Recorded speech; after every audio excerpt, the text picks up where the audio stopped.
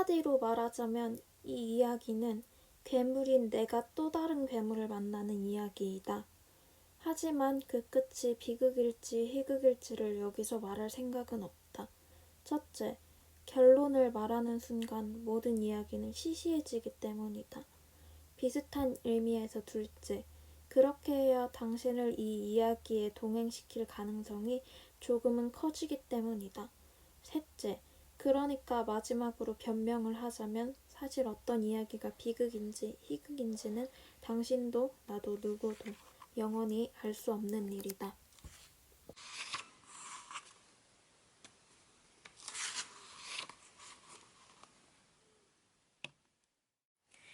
안녕하세요. 저는 제2회 협성문화재단에서 주최하는 주니어 북튜버 콘테스트에 참여하게 된 18살 김수연이라고 합니다. 그리고 제가 오늘 소개해드릴 책은 손원평 소설가님의 아몬드라는 소설인데요. 이 소설은 감정표현 불능증을 갖고 있는 주인공 선윤재가 많은 사람들 사이에서 많은 일들을 경험하고 감정이라는 것을 느낄 수 있게 변화하는 성장형 소설이자 청소년 소설입니다. 일단 줄거리부터 간단하게 요약하자면 아몬드라는 이 소설의 주인공인 선윤재는 알렉시티미아, 즉 감정표현 불능증을 앓고 있는데요. 감정표현 불능증이란 우리 머릿속에 아몬드 모양으로 생긴 편도체의 이상을 갖고 있어 대개의 사람들과 달리 기쁨도 슬픔도 사랑도 그리고 특히 두려움을 느끼지 못하는 증상입니다. 이런 감정표현 불능증을 가진 채 태어난 윤재는 엄마와 할머니 두 사람의 보살핌으로 본능적인 규범들을 느끼는 것이 아닌 외우면서 평범한 사람들 사이에서 튀지 않도록 노력하며 살아가는데요. 가족은 헌책방을 운영하며 생계를 가꾸었고 윤재는 자신의 증상으로 사람들 사이에서 여러 우여곡절을 겪으며 엄마 마음을 아프게 한 적이 덜어 있었으나 그러기에 더욱 열심히 엄마는 윤재에게 감정을 가르치고 윤재는 배우면서 느끼지 못하는 사랑과 행복을 갖고 할머니 엄마 사이에서 16살까지 성장을 했습니다. 그러다 그해 12월 24일 윤재의 생일이기도 한 크리스마스 이브 세 사람은 함께 냉면을 먹으러 갔다. 그만 무차별 살인마를 만나 할머니는 그 자리에서 돌아가시고 엄마는 식물인간이 되어버려 윤재는 결국 혼자 남게 됩니다. 그리고 두 사람이 윤재의 곁을 떠나자 윤재의 세상엔 새로운 사람들이 한 명씩 천천히 등장하게 되는데요.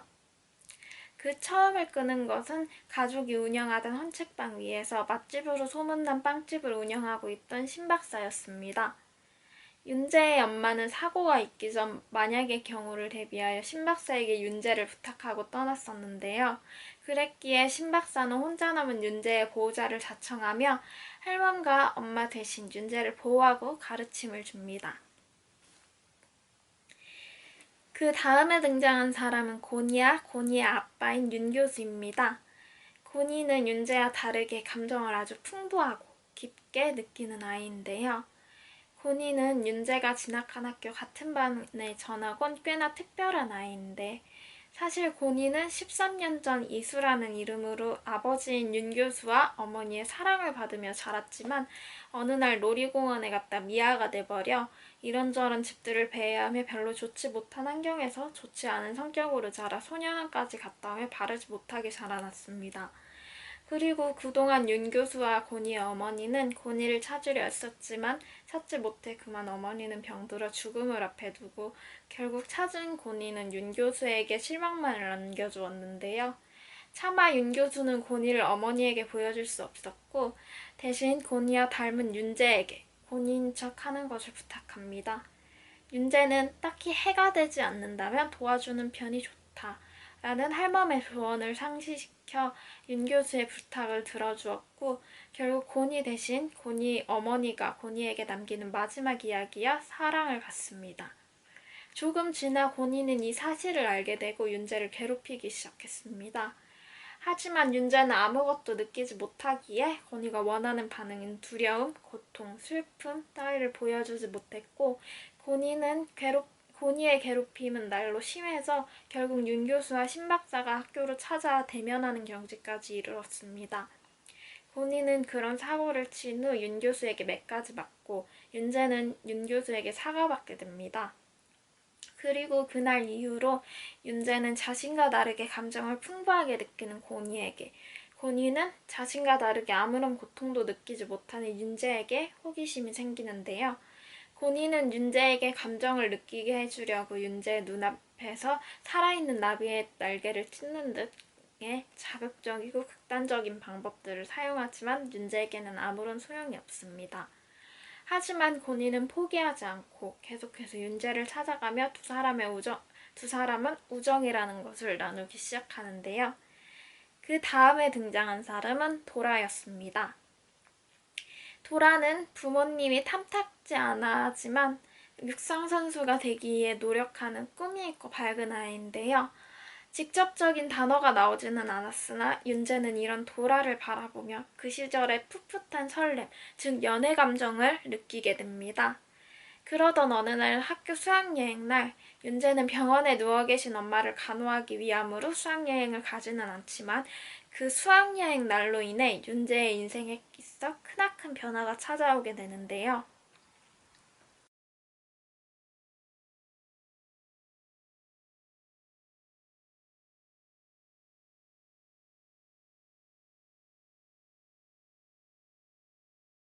고니는 윤 교수가 학교에 찾아와 사과하고 고니에게 매질을 했던 그날 이후 단 한 번도 학교에서 큰 사고를 친 적이 없었습니다. 그저 수업 시간 동안 계속 엎드려 잠을 잤을 뿐이었죠. 게다가 사실 고니에게는 그날 알리바이가 있었고 증인도 있었지만 아무도 고니를 믿어주지 않았습니다. 심지어 윤재와 고니의 아버지인 윤 교수까지도 믿어주지 않았죠. 그로 인해 고니는 집을 떠나서 철사형이라는 불량배와 함께 살며 철없는 판단력으로 올바르지 못한 강함을 얻기로 합니다. 윤재는 고니를 고니의 자리로 데려다주기 위해, 고니에게 믿어주지 못해 미안하다는 말을 전하기 위해 고니를 찾아 먼 길을 향하고 결국 고니를 만나지만 고니는 말을 듣지 않습니다.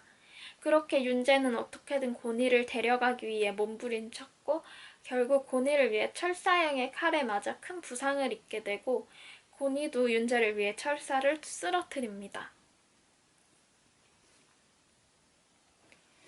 다행히 윤재가 고니를 찾아간 그곳에서 정신을 잃은 직후 고니의 아버지인 윤 교수가 경찰들과 함께 들이닥친 덕에 두 사람은 안전할 수 있었고 윤재는 병원에서 눈을 떴습니다.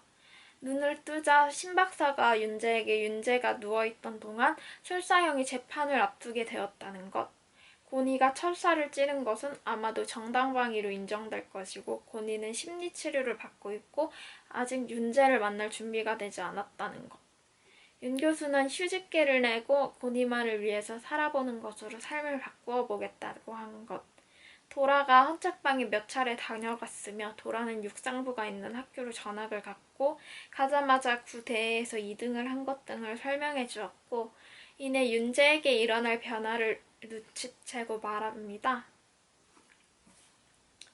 그리고 신 박사는 윤재에게 선물을 가져오겠다며 잠시 자리를 뜨고 잠시 후 가져온 선물은 바로 윤재의 어머니였습니다. 그렇게 본 이야기는 끝이 나고 에필로그에서 윤재는 성인이 되어 봄을 느끼면서 고니를 만나러 가는 장면으로 이야기는 끝이 나게 됩니다. 저는 사실 작년에 제가 좋아하는 아이돌 가수의 추천으로 이 책을 한번 읽어보았습니다. 그 당시에는 그저 좋은 게 좋은 거니까 라는 마음으로 이 책의 내용이 그저 단순히 감정을 느끼지 못하는 아이가 주변 사람들의 사랑으로 그것을 극복하는 내용이라고 생각했습니다. 하지만 이번 콘테스트로 이 책을 다시 한번 더 읽어보며 조금 더 색다른 시선으로 이 책을 바라보게 되었는데요. 첫 번째로 제가 이 책을 바라본 방법은 버블보이였습니다. 여러분, 혹시 버블보이라는 영화를 아시나요? 영화 버블보이는 지난 2001년 미국에서 개봉된 제이크 질레날 주연의 코미디 영화인데요. 제이크 질레날 배우가 이곳에서 연기한 지미는 선천적으로 면역 기능이 결핍된 채 태어나자마자 병원 신세를 지다가 집으로 와서도 어머니가 특수 제작한 살균법을 안 해서 남들과 어울리지 못한 채 버블 속의 세상이 전부라고 믿으며 살아납니다. 그러던 어느 날 아름다운 소녀 클로이를 만나면서 버블 속의 세상이 좁다는 것을 느끼고 클로이의 사랑을 얻기 위해 엄마를 거역하고 죽을 각오로 버블을 뚫고 세상 밖으로 나갑니다. 그러던 중 세상에 존재하는 다양한 사람들을 만나고 이내 끝에서는 사실 지미의 병은 이미 병원에서 집으로 오기 전 나았고 결국 지미가 버블에서 자란 것은 병 때문이 아닌 엄마의 가잉보호 때문이었음이 밝혀지며 영화는 끝이 납니다. 저는 두 작품이 어느 한 부분에서 굉장히 대동소이하다고 생각하는데요. 버블보이에서 지미의 세상이 엄마를 비롯한 가족들이 전부였듯 윤재의 세상도 할머니야 엄마가 전부였습니다. 물론 윤재가 지미같이 집 밖으로 나갈 수 없던 것은 아니지만 윤재도 엄마가 만든 버블 속에서 생활했습니다. 소설 초반에 윤재가 다른 사람들과 어울리기 위해 연기해야 하는 감정들은 모두 엄마가 느낀 것을 알려주는데요. 대화를 통하거나 종이에 적은 것을 엄마가 윤재에게 왕조의 연표를 외우듯이 달달 외우게 하는 방식이었죠. 저는 이러한 과정이 오히려 윤재에게 역효과를 주었다고 생각했습니다. 엄마가 모든 감정을 그저 주입식으로 달달 외우게 하니 윤재는 자신이 어떠한 상황에서 어떤 감정을 직접 직면하고 느낄 기회를 잃게 되고 그저 엄마가 알려준 대로만 연기하게 된 것이죠.